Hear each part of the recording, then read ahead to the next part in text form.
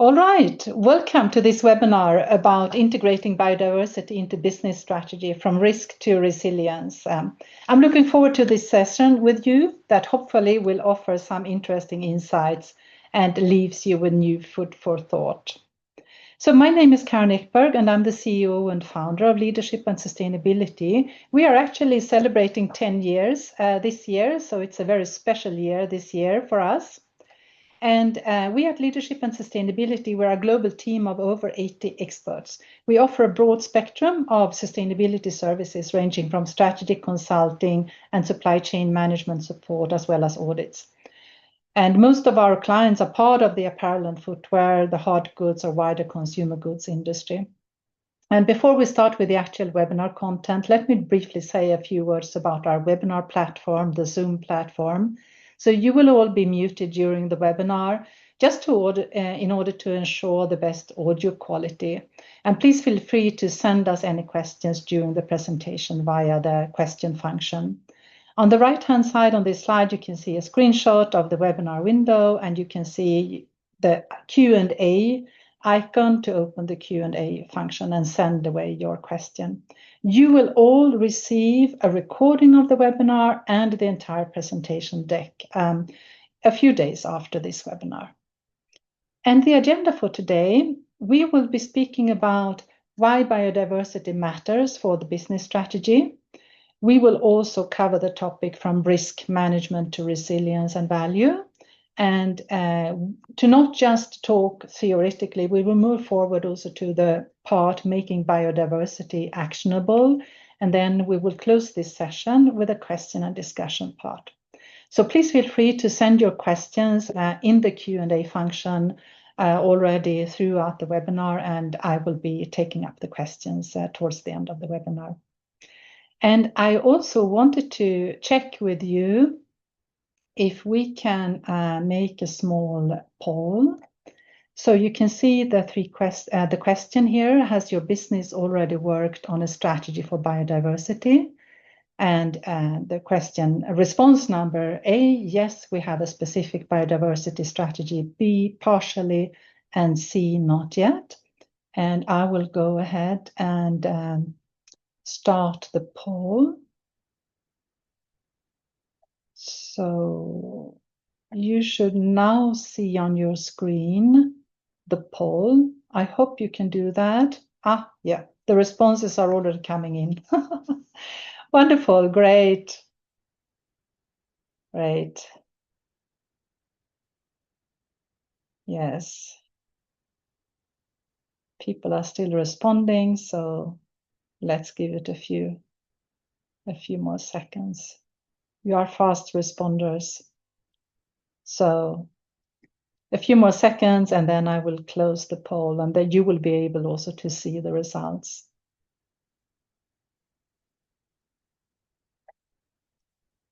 You should now be able to see the results. So we see to the first response, we have 18%, second 18%, and actually to no, not yet, we have 64%. And let me just move that away. So it's interesting. We can see that there are actually quite a few that have started with incorporating biodiversity, but also quite a few who haven't started at all yet. And of course, I know this is a really big topic. It's a very, very complex topic in my view, and perhaps we will show some of the complexity, but hopefully we can also give you some guidance on how to move forward on biodiversity. So first of all, we would like to define the concept of biodiversity so that all of us have a common basis for discussion. So generally, biodiversity is a complex system describing the variety of life, including animals, plants, fungi, and microorganisms. It is describing the interaction of ecosystems, keeping nature in balance. And all in all, one can say that biodiversity is a fundamental requirement for human survival. And I have a few numbers here linked to climate change. So as global temperatures rise, the risk to biodiversity increases. So let's look at what the data tells us here. Even at the 1.5 degree Celsius target set by the Paris Agreement, up to 14% of assessed species face a very high risk of extinction. And this shows that safe levels of warming still carry serious consequences for global biodiversity. At 3 degrees Celsius warming, a likely outcome without stronger climate action, unfortunately, we are already more or less at 1.5 degrees today. The risk rises dramatically. And up to 29% of species could face very high risk of extinction. And such losses would disrupt ecosystems, food networks, and ecosystem services like pollination and water regulation. And in a worst case scenario of 5 degrees Celsius warming, nearly half of assessed species could be at very high risk. And this would, of course, trigger a widespread ecosystem, perhaps even collapse, including in forests, coral reefs, and wetlands. So now, what is biodiversity and why does it matter? So we can see an increasing loss of biodiversity, which can lead to decreased human health, loss of food, medicine, and livelihoods provided by nature, and which will impact, of course, environmental as well as social sustainability topics. So it's all interconnected. And how does now the textile business affect biodiversity loss? Let us quickly review the 5 main drivers for biodiversity loss. And these are taken from the Ellen MacArthur Foundation, but they are used in other standards as well. So we have land, sea, and freshwater use. We have pollution. We have climate change, invasive alien species, and I think all continents see different alien species that are invading our ecosystems, and perhaps we are not even aware of that. Perhaps they have been around already for a long time, but they may still be invasive. And then we also have overexploitation. So not surprisingly, various industries have severe impacts on these drivers. Let us look at examples from the textile industry. So when we talk about land use, it often involves forests being used for cellulose-based fibers or farmland for growing cotton. Freshwater use, on the other hand, mainly comes into play during the dyeing and finishing stages of textile production. But of course, it's not only about natural fibers. We also have the same, or not the same, but we also have an impact on land, sea, and freshwater use when with the extraction industry for the petrol sector, for example, for producing polyester. And then pollution is closely linked to chemical pollution through dyeing processes and microfiber pollution due to synthetic fibers. But also we know that natural fibers also cause microfiber pollution. Generally, the textile industry is a high emitter of greenhouse gases, and also, or a significant emitter, and also the global transport routes in the textile industry can unintentionally spread invasive species through contaminated packaging, non-native plant fibers like bamboo, or even via wastewater pollution. And the textile industry contributes to the overexploitation of natural resources in several ways. Large-scale freshwater withdrawal, especially for dyeing and finishing, or the production of synthetic fibers like polyester, relies heavily on non-renewable fossil resources, such as mineral oil, further driving resource depletion. So then how does the textile business really affect biodiversity loss at a very high level? Well, biodiversity impacts extend well beyond the use of natural fibers, making it a critical issue for all actors in the textile sector and other industries. And I know that it is, at first sight, it seems logical to look at just the natural fibers when you talk biodiversity. But I will want to show you also that we have to look at the entire value chain when we do the assessments of biodiversity risks. So why is biodiversity loss not only an environmental risk, but also a business risk? Biodiversity can, for instance, lead to resource scarcity, as the loss of ecosystems reduces access to raw materials, for instance, wood, fibers, or water. Rising costs due to scarcity of resources can drive up or increase operational costs. Lower biodiversity may affect consistency and quality of inputs for your product.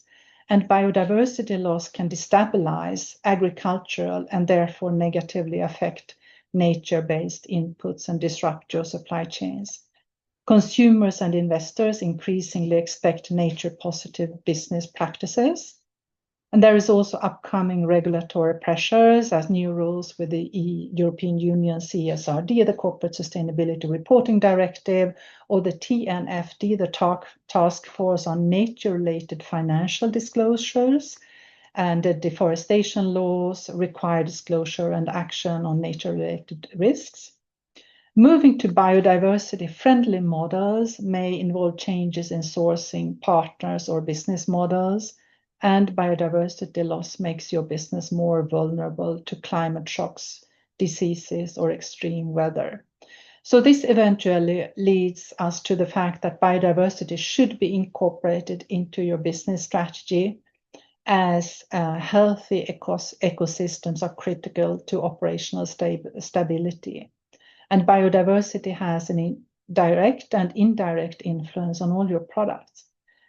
And it's a material topic along your entire value chain. So not only related to natural fibers, even though the impact may be significant there, of course, as well. So a lot of factors influencing your business model, and also the importance to integrate with the business strategy. We know that also, of course, the entire sustainability strategy should be, as far as possible, integrated and aligned with the business strategy. And otherwise, you will just have problems, or you will have the sustainability strategy and the team in the sustainability strategy, working on the sustainability strategy, just running behind, trying to, let's say, clean up what the business strategy is doing in the worst case. So when we move on here, and so it becomes clear that the focus should shift from reactive risk management to building resilience and creating lasting value. And biodiversity, it is not only a risk area, but it actually also unlocks strategic potential. This is perhaps something that we forget, but we also know that regarding materiality, today we speak a lot about impacts, risks, and opportunities. But I think that the opportunities there might still be undervalued and underutilized. And especially in these times when the entire topic of sustainability and the entire area of sustainability is really put under pressure due to many other different priorities and also a lot of political instability, to be frank. But as I said, biodiversity is not only a risk area, it also unlocks strategic potential. So, for example, working with regenerative farms that improve soil and secure raw materials, and I know that some of you who are on the call today, you are already doing this or starting to do this, and reaching new customer groups who care about eco labels and nature positive products. Reducing reliance on unstable supply chains, for example, by using recycled fibers instead of depending on virgin cotton, which is vulnerable to droughts and price fluctuations. We know that there is a limit on how much cotton you can recycle, etc., but still continue that path on circularity. And also using circular design like recyclable textiles or take-back systems to reduce waste and resource use. So integrating circular thinking is one way to start putting these opportunities into action. So it makes sense to have that structure that I was showing before, from Ellen MacArthur. And you know that Ellen MacArthur, her foundation is focusing a lot on circularity. and which really is very strongly connected to biodiversity as well. So all in all, circular economy solutions and biodiversity offer value and resilience for your business, as incorporating those into your strategy positions your company as a leader in a future fit business model, aligns nature protection with core business objectives like resilience, innovation, efficiency, supports transition to net zero, nature positive and socially responsible operations, and helps deliver on global frameworks. And now that we talked about what causes biodiversity loss, how it affects the industry and the challenges for your business, and we have seen how including biodiversity in your strategy can bring value, let us move on to some practical steps here. So what does it make to what does it take to make biodiversity actionable?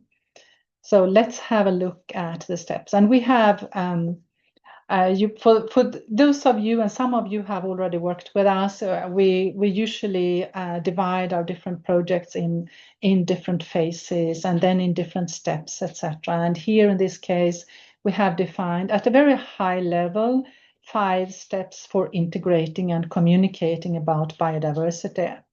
So the first step is to assess dependencies and look at risks, opportunities, and impacts. The second one is to set up a governance structure and a cross-functional ownership. And step 3, develop KPIs and frameworks, and then integrate biodiversity into your sustainability and business strategy and decision making. And then, of course, the 5th step, communicate transparently. And we know that, for example, for those of you who are based in Europe or who have a significant business in Europe, the CSRD, the Corporate Sustainability Reporting Directive, is in revision, let's say. The Commission is looking at the number of data points. The entire set of data points was criticized because there are lots of different, more than 1,000 specific data points, of course, depending on the materiality of the topics for you. And the number of data points will be reduced. So, and we also know that some brands and retailers, depending, and even manufacturers, depending on the size of your company, your reporting requirements might have been moved out 1 or 2 years, for example, unless you belong to a really big company that has already reported this first year. But in my view, this gives you some time to also work on your strategy and to strengthen your own strategy. And so let me now take you through the different steps in more detail. So step 1, assesses dependencies and looks at risks, opportunities, and impacts. So regarding the mapping of your entire value chain, this is the same structure that we are using for double materiality assessment. This gives a good structure to ensure that all potential impacts, risks, and opportunities are evaluated. So you can see here also a typical value chain. And usually we always adjust it to your company and your business functions. It's really important that you look into your own different business functions along your value chain. So this is just an example. It can look differently depending on the type of business model you have. And then we suggest building a matrix for the assessment. So according to TNFD, and I will talk a bit more about TNFD soon, the risks and opportunities, they should be divided into physical risks, transition risks, systemic risks, and then opportunities. And then we should focus the assessment on the main biodiversity loss drivers, the ones that are listed here and that we talked about already. So then for example, for tiers 4 to 1, you can also consider to do country and product focused assessment if you want to dive deeper, or if you believe that you want to have a specific focus on a specific country or on a few countries. And finally, there are lots of questions to consider, of course, when you do the assessment. And these are really just random examples. So where does your company contribute most to land use change, for example? Do your materials or sourcing practices drive over exploitation of nature? What part of your operations has the biggest carbon footprint, and how does that affect ecosystems? So I know that many companies have already done their first carbon footprints at the corporate level. And so you probably know already, you have quite a lot of numbers on your footprint. And how does that, but you haven't done that work on looking at how it affects ecosystems. And then another question, are we discharging pollutants into sensitive environments, wetlands, coral reefs? And this might be a topic for the actual manufacturing that you have. So where are your factories located? I know we have been talking a lot about water scarcity regions where there is not so much fresh water available, but you might also have wetlands, for example. So if your facilities or your factories are discharging pollutants into these sensitive environments, this could, of course, be a really significant impact on biodiversity as well.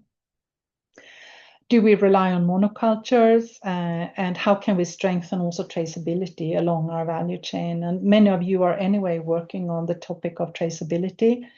And by the way, we have a webinar next week about traceability and software platforms, but that's another topic, so I will not go into that now. Okay, so then setting up a governance structure. So appoint someone to take responsibility, and we see that over and over again. Topics are taken up, but you don't have a clear responsibility within the organization, and even we have that in our company as well. Sometimes we say, oh, we want to do this or that, and we are not clear about who should really be leading the project. So that's important to have, and also create a cross-functional team wherever needed, and schedule regular check-ins as well. So it's always important to have that reporting structure, even for an internal project. And then also here are some questions you can consider. And so, for example, the last one, how can we ensure that the topic of biodiversity is embedded in our organization? And how do we motivate the right people? And the third step, develop KPIs and use frameworks. And this is together with the assessment. These are, of course, big chunks of work. And when you begin doing your assessment, you need to have been looking into the frameworks, of course. So this is not totally linear in that sense. But you have to define key indicators that they want to use. And there are actually quite a few different frameworks that you can use. For example, the TNFD for nature, for nature-related disclosures, and the SBTN for setting science-based nature-related targets. So also, some of you have already defined your science-based targets for climate, and here we have the science-based targets for nature. So it's a very similar construct there. And I will give you some more information about these frameworks on the next few slides. And then use guidance for support. There is also the natural capital protocol that you can use in order to assess the value chain decisions. And here are just a few examples of KPIs. Also, again, just random KPIs. But the first one here, have a look at the ESRS. This is the European Sustainability Reporting Standards. So this is the one that has been defined based on the CSRD. And the E4, biodiversity and ecosystem list of indicators, quite a long range of different indicators. Many of them are also more management oriented, but they can still give you an indication of what you can look at. And here we have some more practical indicators that we have listed. So percent of raw materials from certified sources, quantity of animal-derived materials, carbon emissions, etc., etc. So quite a lot of examples, but these are really also just random examples. And then the task force on nature-related financial disclosures. So there was another task force as well on climate-related financial disclosures. So they are like sister task forces, let's say, and their structure of working are very, very similar.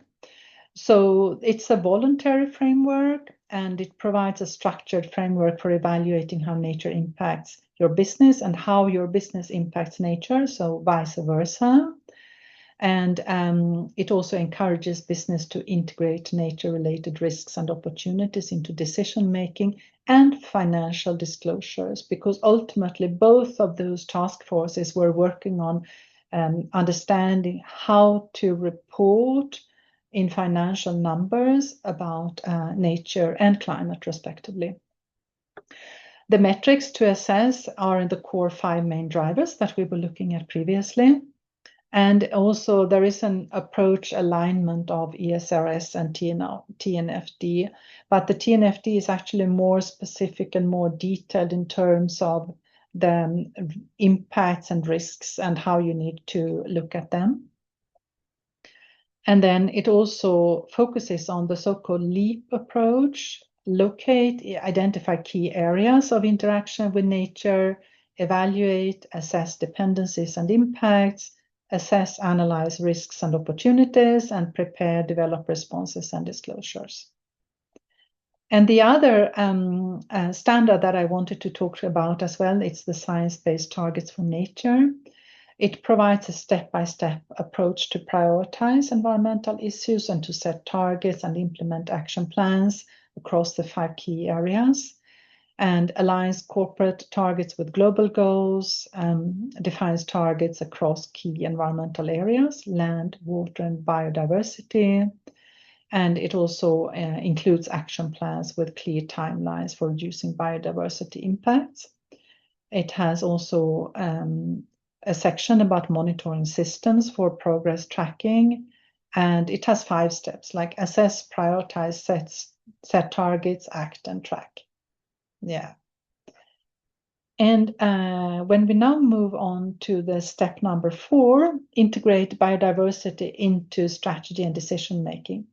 So you set your biodiversity goals and targets, both quantitative and qualitative. You integrate biodiversity into all your different strategic elements or into your different business functions like design, sourcing, how you select suppliers, how you communicate, etc. And you use the guidance for support, for example, the Natural Capital Protocol, or as I mentioned, the TNFD. And finally, we have some examples questions here that you can consider. And so these were the 4 first steps. And now let me also give you the 5th step. So communication, you share your progress, of course, in sustainability reports and other communications. You collaborate with different stakeholders. You create a campaign that explains why biodiversity matters. And also here again, we have some questions that you can consider. What parts of our journey can we share openly? How do we talk about our challenges, not just the progress? So this is always the challenge. How much can you report on publicly? How much do you want to speak about the challenges you have? Is there any initiative in the fashion sector in this case, but perhaps in other sectors as well, where you can take the lead or where you can join and share and exchange information with other players in the sector? And how can we also engage different stakeholder groups on this topic? And I also want to give you an example, and this is an example from Kering. And so Kering is actually the first company across all sectors to adopt other land and freshwater science-based targets for nature. And this was done in October 2024. So they have included their own tanneries and factories and upstream suppliers for setting their first freshwater quantity target. And it's focusing on the region of Tuscany in Italy. And then they also have a science-based target to address its impact on land, which covers then the same scope and includes targets to address no conversion of natural ecosystems, to reduce its land footprint, and to engage in materially relevant landscape initiatives. And you can read more about that. You can just click on this source link here, and you will see that you will have more information there. So nature is everyone's business, and the resilience of business and finance depends on the resilience of nature. And of course, you are now telling yourself, well, this is not what we are hearing out there in the world today, and that's true. And you know that sustainability and focus on sustainability, or in this case on biodiversity, it goes up and down. Currently, there is some headwind against the topic, but you will see there other times will come, and it's always a cycle. And what I can tell you, I have been around for many years in the area of sustainability. Sustainability has an increasing focus year by year. And so there is a steady increase on sustainability. And we can see that even this year, a lot of natural disasters, a lot of very, very high temperatures in regions where we are not used to see that. And obviously, we need to take both biodiversity and climate change and many other environmental and social topics really seriously, and raise our voice about that as well. I see that someone raised your hand, so if you would just perhaps send your question in the question Q&A function, and then I will consider this question then soon. Okay, so what are the benefits? Well, we have risk resilience to secure long-term access to key natural resources and reduce exposure to supply chain shocks and regulatory pressure. Regeneration as innovation, so design new products using better materials, inspire design, sourcing, and storytelling with nature in mind. Contribution to circularity. And here I can only suggest to you to also check out the Cradle to Cradle circularity standard. So, the Cradle to Cradle certification, there is a full product standard, but as one part within that standard, there is also the circularity standard nowadays. So it's possible to go through the certification for circularity. And stakeholder trust and brand value, so win conscious consumers, investors, and partners.